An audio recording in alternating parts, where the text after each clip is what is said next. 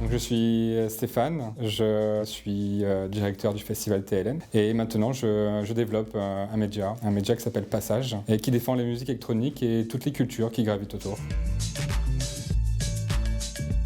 Passage, c'est le moment d'exprimer nos valeurs à travers une approche inclusive, environnementale, bienveillante, également audacieuse. On veut vraiment montrer la scène des musiques électroniques telle qu'elle est aujourd'hui et telle qu'elle se voit dans 10, 15, 20 ans. On veut promouvoir cette scène qui mélange les genres et les sons, autant sur le plan festif, mais également sur un plan introspectif.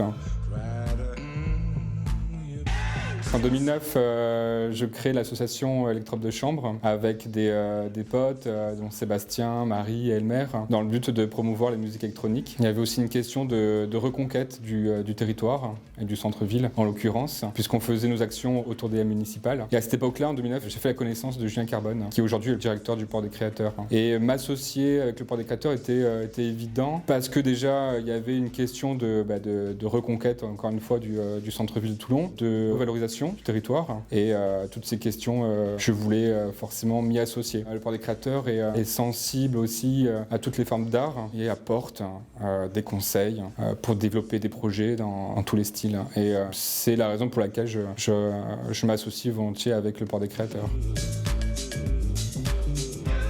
Le Port des Créateurs m'apporte beaucoup de choses. Tout d'abord, m'apporte une intelligence collective. Grâce à ce lieu, je peux faire la connaissance d'autres acteurs du territoire et en discutant avec eux, en nous regroupant, nous pouvons organiser des actions plus fortes. Le Port des Créateurs me permet également de donner rendez-vous à des partenaires et m'apporte aussi également la possibilité de développer, d'aller plus loin dans tous mes projets.